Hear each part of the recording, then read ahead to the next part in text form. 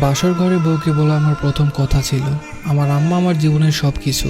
আমি হয়তো আমার আম্মার থেকে বেশি কাউকে ভালোবাসতে পারবো না, কিন্তু আমি চেষ্টা করব তোমাকে তোমার জায়গায় সর্বোচ্চ ভালো রাখার, ভালোবাসার। প্লিজ আমার আম্মাকে কোনোদিন কষ্ট দিও না। বউ আমার দিকে ড্যাব ড্যাব করে তাকিয়ে রইল, কিছু বলল না। বয়সে ছোট মেয়ে, কষ্ট পেলো নাকি পেলো না ঠিক বুঝতে পারলাম না। আমি বিছানায় বসতে এসে একটু সরে গিয়ে জায়গা করে দিয়ে বলল, আচ্ছা আপনি কবে চলে যাবেন? আমি একটু অপ্রস্তুত হয়ে বললাম, আসছি তো 5 মাসের ছুটিতে। মেয়ে দেখতে দেখতে তো 1 মাস চলে গেল, বলতে পারো গুনে গুনে 4টা মাস আছি। এরপর আমি আমতা আমতা করে জিজ্ঞেস করলাম, আমি তোমার নামটা ভুলে গেছি, কি যেন ডাক নাম তোমার? বলল রিনি। নাম বলেই খিলখিল করে হাসতে লাগলো আর বিড়বিড় করে বলল, আল্লাহ এ কেমন বর, বউয়ের নাম জানে না। সিঙ্গাপুরে থাকার সুবাদে বহু সুন্দরী মেয়ে জীবনে দেখার সুযোগ হয়েছে, কিন্তু খিলখিল করে হাসলে একটা মেয়েকে এত ভয়ঙ্কর সুন্দর লাগতে পারে জীবনে প্রথম উপলব্ধি করলাম। হাসতে হাসতে তার চোখে পানি চলে আসছে, সে খুব সাবধানে পানি মুছে আবার হাসছে, আর আমি প্রথমবারের সবচেয়ে সুন্দরী হাসি মেয়ের প্রেমে পড়ে গেলাম। আমার পুরো জীবন ঋণীময় হয়ে গেল। বয়স কম হলেও প্রচণ্ড গোছানো আর মিশুক একটা মেয়ে, পুরো বাড়ির কাছে একা হাতে সামলাতে পারে। আমার মা বোনের আরাম আয়েশের দিন ফিরে এলো। এতে অবশ্য রিনির কোনো আফসোস নেই। আমি যতদিন থাকলাম রিনিকে সাহায্য করলাম। আমার যেদিন ফ্লাইট ছিল তার 3 দিন আগে থেকে রিনির চোখ মুখে আধার নেমে আসে। আমি টের পাই, সে বাথরুমে গিয়ে কাঁদে, রান্নাঘরে বারান্দায় আড়ালে গিয়ে কাঁদতে থাকে, আর আমার সামনে স্বাভাবিক হওয়ার ভান করে। আমিও ভান করি। এই যে প্রিয়দের ছেড়ে যাবার কষ্ট প্রতিবার ভোগ করতে করতে আমি ক্লান্ত। মাত্র ইন্টার পাস করে দেশের বাইরে পাড়ি দিয়েছি জীবিকার তাগিদে। আব্বা মারা যাওয়ার পর ইচ্ছে থাকা সত্ত্বেও আর পড়াশোনা করতে পারিনি। 17টা বছর প্রবাসে জীবন কাটিয়েছি। এখন আর হাউমাউ করে দুঃখ গায়ে মাখাতে মন চায় না, মনকে পাথর করেছি। তবে এবার আমার পাথরে মন কেন যেন গলে যেতে চাই। সিঙ্গাপুরে আসার পর প্রতিনিয়তই বাড়িতে কথা হয়, আম্মার সাথে, ছোট বোন রেহানা আর রিনির সাথেও। এবার মনটা কেমন যেন ছটফট হয়ে আছে, কাজে মন বসে না, বারবার বাড়ির কথা মনে পড়ে। মাস 3 পর খবর পেলাম আমার রিনি মা হচ্ছে। খবরটা পেয়েছে আম্মার কাছে। অনেকবার চেষ্টা করার পরেও রিনির সাথে কথা বলতে পারলাম না সেদিন। সে লজ্জায় আমার সাথে কথা বলতে পারছে না। আম্মা হেসে কুটি কুটি হয়ে আর বলে, কেমন পোলাপান মানুষ দেখ, 2 দিন পর মা হইব আর এখন এমন করতেছে। আমি শুনি আর হাসি। আমার ভেতরে আনন্দরা হই হুল্লোড় করছে। জীবনে আসলে টাকার খুব দরকার। আজকে টাকার টান না থাকলে আমি দৌড়ে দেশে চলে যেতাম। আমার লাজুক বইয়ের লজ্জা ফোনে না ভাঙিয়ে তাকে জড়িয়ে ধরে ভাঙাতাম। একটা সময় ছিল ছোট পোশাক পরা বিদেশি সুন্দরীদের উপর চোখ চাইতে না চাইতে চলে যেত, কিন্তু এদেরকে এখন আমার ফ্যাকাশে লাগে। আমার নিজের ভিতর আমি অন্য আমিকে আবিষ্কার করতে থাকলাম। প্রায় খাতা কলম নিয়ে হিসাবে বসি। এখন থেকে আরও খরচ কমাতে হবে নিজের। প্রতিদিন অল্প অল্প করে জমাতে থাকলাম। মোটামুটি একটা সেভিং হলেই দেশে গিয়ে অন্তত 1 মাস থেকে আসবো। আমার 2 চোখ ভরা রঙিন স্বপ্নের মৃত্যু ঘটল সেদিন, যেদিন বাড়ি থেকে ফোন করে বলল আমার সন্তান আর রিনি নাকি পৃথিবীতে আর নেই। পানি ভেঙে যাওয়ার ফলে নাকি এমনটা হয়েছে। নিজেকে বোঝানোর মতো কোনো ভাষা আমার জানা ছিল না। শুধু তখন চিৎকার করে কান্না করতে মন চাইল, কিন্তু সেটাও পারছিলাম না। তখন শুধু আকাশের দিকে তাকিয়ে বললাম, হে আল্লাহ, আমি আপনার ফয়সালাকে মেনে নিয়েছি। আমার অশান্ত হৃদয়কে আপনি শান্ত করে দিন। প্রচণ্ড যন্ত্রণায় আমার দিনগুলো কাটতে লাগলো। উঠতে বসতে সারাক্ষণ রিনির কথা কানে বাজে। যে সময়ও কল দিত ওই সময়গুলো মনের অজান্তেই ফোন হাতে নিতাম। কিসের যেন অপেক্ষা, যেন শেষই হয় না। 3 মাস পর দেশে গেলাম। স্ত্রী সন্তানের কবর জিয়ারত করাটাই আমার মুখ্য উদ্দেশ্য ছিল। রাতে রিনির ফোনটা ঘাঁটছিলাম, হঠাৎ তার মেসেঞ্জার চেক করে দেখলাম একটা আইডিতে রিনি অনেক মেসেজ পাঠিয়েছে, ভয়েস পাঠিয়েছে, কিন্তু ওপাশের কোনো মেসেজ নেই। আইডি কার হতে পারে বোঝার কোনো উপায় নেই, প্রোফাইল লক করা। আমি মেসেজগুলো পড়তে লাগলাম।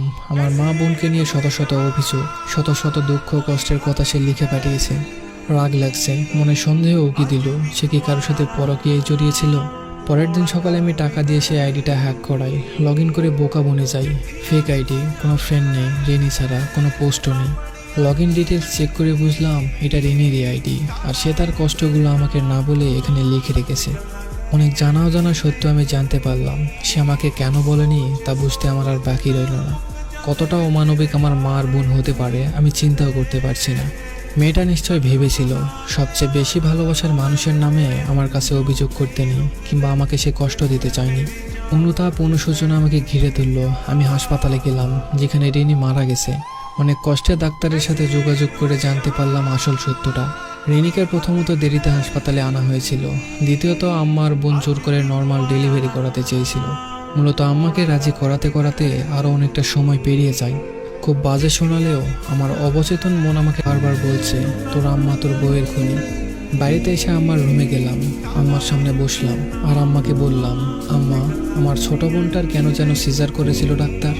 আম্মা পানির বক্সটা খুলতে খুলতে বলল, কেন আবার?